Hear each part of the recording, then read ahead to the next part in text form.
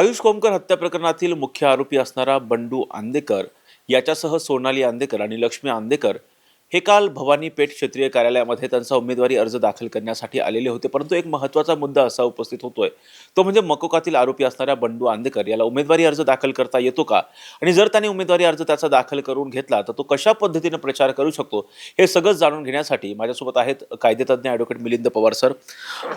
Sir, काल बंडू आंदेकर असेल, लक्ष्मी आंदेकर आणि सोनाली आंदेकर यांनी त्यांचा उमेदवारी अर्ज दाखल केलेला आहे, आणि या बाबतीमध्ये मकोकातील आरोपीला उमेदवारी अर्ज दाखल करता येतो का?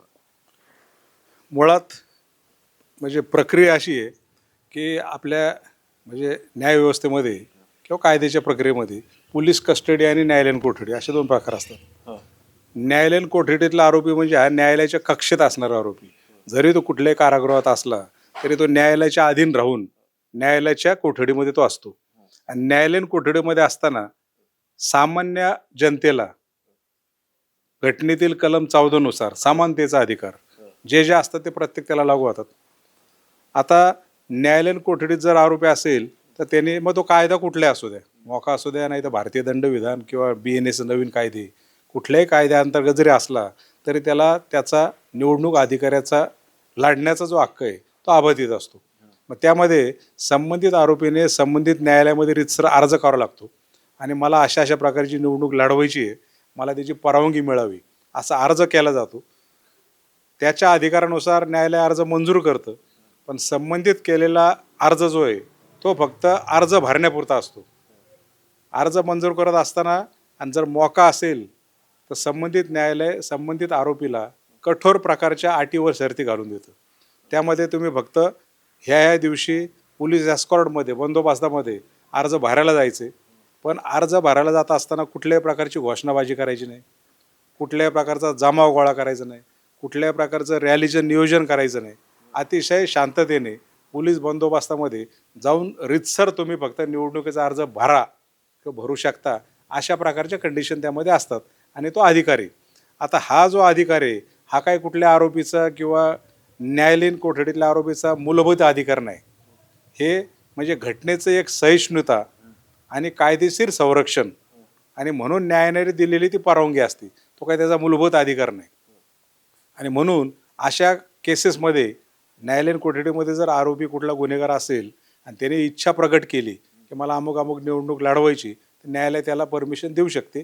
आणि त्या पद्धतीनेच पुण्यातल्या मला वाटतं माजी नगरसेवक बंडू आंदेकर यांना परवानगी दिली अशी माझी माहिती आहे. सर, जसं तुम्ही सांगितलं की काही अटी शर्तींवरती उमेदवारी अर्ज भरण्यासाठी परवानगी दिली जाते, परंतु कोणत्याही पद्धतीची घोषणाबाजी वगैरे करायची नाही. पण हा कुख्यात गुंड बंडू आंदेकर यांनी ज्यावेळी भवानीपेठ क्षेत्रीय कार्यालयामध्ये तो आला तेव्हा त्यानं घोषणाबाजी केली. विकासाचं दुसरं नाव म्हणजे आंदेकर, अशा पद्धतीची घोषणाबाजी केलेली होती. त्याचा मुलाचा जय जयकार केलेला होता. विकासाला मत म्हणजे आंदेकरांना मत, अशा पद्धतीची घोषणाबाजी त्यांनी केलेली होती. या विरोधात त्याच्यावरती काही कारवाई वगैरे होऊ शकते का? नाही, मुळात आता कसं आहे, न्यायालयाने अटी व शर्ती घालून त्याला अर्ज भरायला परमिशन दिली. घोषणा तर देता येणारच नाहीत. आता घोषणा दिल्यानंतर येरवडा कारागृहातनं जेव्हा फॉर्म भरायला त्यांना घेऊन आले तर त्यावेळेला जर घोषणा दिल्या असतील तर संबंधित त्यावेळेला एस्कॉर्ट कोण होतं, त्याचं इन्चार्ज कोण होतं, पोलीस कोण होते, न्यायालय त्यांच्याकडे चौकशी करू शकते की ज्या वेळेला घोषणाबाजी झाली त्यावेळेला तुम्ही त्यांना अडवलं का, प्रतिबंध केला का, याची इन्क्वायरी करू शकतं. यामध्ये संबंधित न्यायालयाचे सरकारी वकील न्यायालयासमोर अर्ज करू शकतात की आपण असा फक्त अर्ज भरण्यापुरती परवानगी दिली होती, पण ह्या आरोपीने घोषणा केली, तिथं काही घोषणाबाजी करून सुरक्षिततेचं वातावरण निर्माण केलं आणि म्हणून त्याला कंटेम्प्ट ऑफ कोर्ट करावं. आणि जर त्यामध्ये तसं निष्पन्न झालं तर कंटेम्प्ट ऑफ कोर्ट खाली 6 महिन्यापर्यंत शिक्षा आहे. भविष्यामध्ये संबंधित आरोपीला जामीन मिळायला देखील अडचणी येऊ शकतात, कारण ऑलरेडी त्याने अटी व शर्तीचा भंग केला आहे. मुळात मोकासारखा गुन्हेगार आहे, मोकातला गुन्हेगार आहे. मोका कायदाच मुळात असा आहे की समाजाला भयमुक्त करावं. अशा प्रकारची संघटित गुन्हेगारी जी चालती यापासनं समाजाला भीतीमुक्त व्हावं, हा त्या मूळ कायद्याचा उद्देश आहे. मूळ मोका कायदा जर पाहिलं तर कुठल्या तरी आरोपीला शिक्षा देण्यासाठी तो कायदा नाही आहे, प्रतिबंधात्मक कारवाई. सामान्य जे गुन्हे घडतात त्यापेक्षा संघटित गुन्हेगारी फार वेगळी असते, ती व्यापक असते, मोठी चेन असते, समाजामध्ये नाही ठिकाणी ते पसरलेले असतात. आणि त्या संघटितून गुन्हेगारीमधून समाजाला भीती दाखवून अशा प्रकारचे गुन्हे, टोळी, दहशत समाजावर बसवायची. आणि म्हणून अशा प्रकारच्या कडक कायद्यातील गुन्हेगार जर न्यायालयाने परमिशन दिली असेल तर त्या संबंधित आरोपीने न्यायालयाने दिलेल्या अटी व शर्तीचं पालन करणं तेवढंच गरजेचं असतं. नाहीतर मग मोका कायद्याच्या मूळ तत्वालाच कुठेतरी छेद दिल्यासारखं वाटतं, असं एक वकील म्हणून मला वाटतं.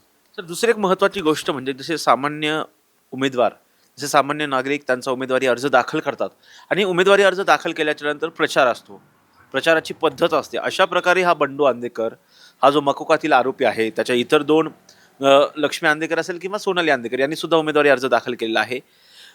त्यांचा उमेदवारी अर्ज दाखल झाल्याच्यानंतर ते कशा पद्धतीनं प्रचार करू शकतात? त्यांना काय काय प्रचारामध्ये लिमिटेशन्स असतात का बाकी सामान्य नागरिकांप्रमाणे त्यांना सुद्धा मुक्तता असते? मुळात मुळात आता हे जे काही आरोपी आहेत हे सगळे न्यायालयीन कोठडीमध्ये आहेत. त्यांना फक्त न्यायालयासमोर, निवडणूक आयोगासमोर, अधिकाऱ्यांसमोर अर्ज भरवायची परवानगी दिलेली आहे. म्हणून आणि जर ते न्यायालयीन कोठडीत असतील तर कुठल्याही प्रकारच्या प्रचाराला त्यांना बंदी आहे. मग त्यांचे समर्थक असतील, त्यांचे कुटुंबीय असतील, त्यांचे मित्रमंडळी असतील, हे त्या आरोपीचा प्रचार करू शकतात, तसं पत्रकं वाटू शकतात. पण भाषण करत असताना ते असं म्हणू शकत नाहीत की फार मोठा त्याच्यावर अन्याय झाला आहे, राजकारणामधून त्याला आरोपी केलं आहे, कोर्टाने सुद्धा त्याला जामीन द्यायला नकार देत आहेत आणि अशा प्रकारे ह्या आरोपीवर फार मोठा अन्याय होतोय. मग त्यामध्ये न्यायालयावर ताशेरे ओढणं, पोलिसांच्या तपासावर संशय व्यक्त करणं, हे प्रचारामध्ये त्याचे मित्र, समर्थक, नातेवाईक कोण असतील त्यांच्याकडनं आता कामं नाही. तसं जर झालं ते निवडणूक प्रक्रियेवर सुद्धा संशय निर्माण होईल. संबंधित आरोपीची निवडणूक आयोगाकडे तक्रार जाईल. त्याची निवडणूक धोक्यात येऊन भविष्यात त्याला जामीन मिळवायला देखील अडचणी येऊ शकतात. अशा प्रकारचे परिणाम त्याला भोगावे लागतात. सर, म्हणजे इतर उमेदवारांप्रमाणे त्याला प्रचार करता येत नाही. फक्त त्याच्या जवळचे जे कोणी असतील ते त्याच्या पत्रका वाटू शकतात, तशा पद्धतीचा प्रचार करू शकतात जवळचे लोक. वैयक्तिक आरोपीला कुठलाही प्रचार करता येणार नाही. त्याला कारागृहामधून व्हिडिओ कॉन्फरन्सिंग असतात, तसा प्रचार करायला बंदी आहे. तो बाहेर मेसेज पाठवू शकतो, त्याला बंदी आहे. तो कुठलं तरी एखादं पत्रक काढलं आणि सही केली आणि त्याचा फोटो छापला आणि माझं पत्रक तुम्ही माझ्या वार्डात वाटा, त्याला बंदी आहे.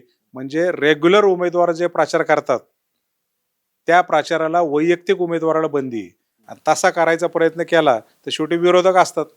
विरोधक संबंधित उमेदवाराची निवडणूक आयोगाकडे तक्रार करू शकतात आणि त्यामध्ये त्याची निवडणूक प्रक्रिया धोक्यात येऊन उमेदवारी देखील रद्द होऊ शकते. अशा प्रकारे कायद्यामध्ये तरतुदी आहेत. सर, आणि दुसरी एक महत्त्वाची गोष्ट म्हणजे हा मकोकातील आरोपी आहे. आता याचा जो कोणी प्रचार करतील आणि कशा पद्धतीनं प्रचार करतात याकडे पोलिसांचं सगळं लक्ष असतं का, किंवा ते सगळं रेकॉर्डिंग वगैरे होतं? नाही, मुळात आता हे आंदेकरांचं प्रकरण जर घेतलं तर माझ्या माहितीप्रमाणे मागच्या काही निवडणुकीमध्ये घरातले 4चे 4 लोक सगळे नगरसेवक होऊन निवडून आलेले आहेत, त्यांचे होते. बरोबर आहे. मग अशी परिस्थिती असेल तर नक्कीच त्या संबंधित आरोपींचं त्या वॉर्डमध्ये मोठं जाळं असणार आहे. आता यांच्यावर मोका लावलेला आहे. आता मोका म्हणजे संघटित गुन्हेगारी. मोका म्हणजे वैयक्तिक एखादा आरोपी गेला आणि गुन्हा केला आणि मोका लागला असं होत नाही. पूर्ण ते मोठं संघटन असतं. आज जे काही न्यायालयीन कोठडीमध्ये आरोपी आहेत सगळी संघटना त्यांची किंवा ती गँग किंवा ती टोळी सगळीच आत गेली असं होत नाही. त्याचे आजही हस्तक मित्रपरिवार त्या टोळीशी कनेक्टेड लोक बाहेर असतात. बरोबर आहे. माझ्या माहितीप्रमाणे हे न्यायालयीन कोठडीमध्ये असताना त्यांच्या सांगण्यावरनं कोणाचा तरी एक खुनाचाही गुन्हा घडलेला आहे. म्हणजे अशा प्रकारच्या ॲक्टिव्हिटीज जेलमध्ये राहून देखील हे लोक चालवत असतात आणि त्याला संघटित गुन्हेगारी म्हणतात. संघटित गुन्हेगारी म्हणजे त्यांचे मोठे समर्थक, त्यांची टोळी, त्यांचा गँग लीडर, हा सगळा त्यामध्ये प्रकार असतो. आणि म्हणून जरी न्यायालयाने निवडणूक लढवायची परवानगी दिली तर संबंधित ज्युरिडिक्शन, ज्या ज्युरिडिक्शनमध्ये ते निवडणूक लढवतात तिथलं पोलीस स्टेशन, ACP, DCP कार्यालय बारकाईने त्यांच्यावर लक्ष असणार आहे.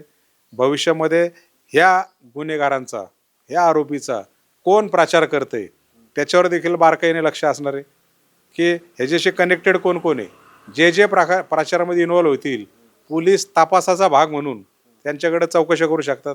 हा व्यक्ती त्याचा बॅनर लावतोय, फ्लेक्स लावतोय किंवा पत्रकं वाटतोय, त्याच्या वतीने वॉर्डमध्ये समाजामध्ये भाषणं करतोय, तर ही व्यक्ती कोण आहे, ह्याचं बॅकग्राऊंड काय आहे.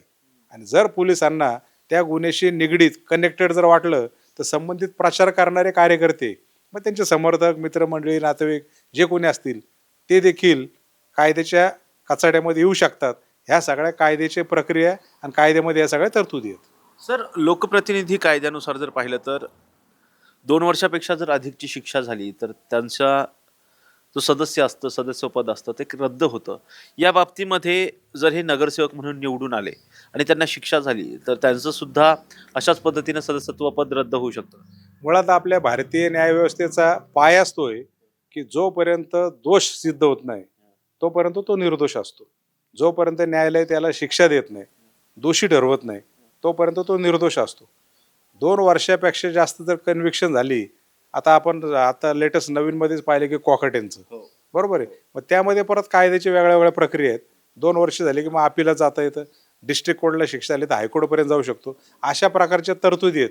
पण जन्मठेपेपर्यंत जरी शिक्षा झाली आणि ती शिक्षा सस्पेंड झाली अपिलामध्ये, तर परत तो ह्या सगळ्या प्रक्रियेमध्ये ह्या प्रक्रियेचा वापर करू शकतो. अशा सगळ्या त्या कायद्याची सगळ्या तरतुदी आहेत. हे होते कायदेतज्ञ ॲडव्होकेट मिलिंद पवार सर. जर पाहिलं तर बंडू आंदेकर, सोनाली आंदेकर आणि लक्ष्मी आंदेकर हे काल भवानी पेठ क्षेत्रीय कार्यालयामध्ये त्यांचा उमेदवारी अर्ज दाखल करण्यासाठी आलेले होते. परंतु इतर उमेदवारांना जसं इतर उमेदवार प्रचार करू शकतात तशाच पद्धतीनं हे जे गुन्हेगार आहे ज्यांच्यावरती आरोप झालेले आहेत हे सुद्धा तशाच पद्धतीनं प्रचार करू शकतात का, आणि प्रचार करण्यासाठी त्यांना कशा पद्धतीच्या मर्यादा असू शकतात हे आपण सगळं मिलिंद पवार सर यांच्याकडनं जाणून घेतलेलं आहे. व्हिडिओ जर्नलिस्ट निलेश लोहारसह राजरत्न जोंधळे, टॉप न्यूज मराठी, पुणे. तुमची car, electric panel, data server आगीपासून सुरक्षित आहे का? नाही? मग आजच बसवा F protect temperature activated fire suppression device.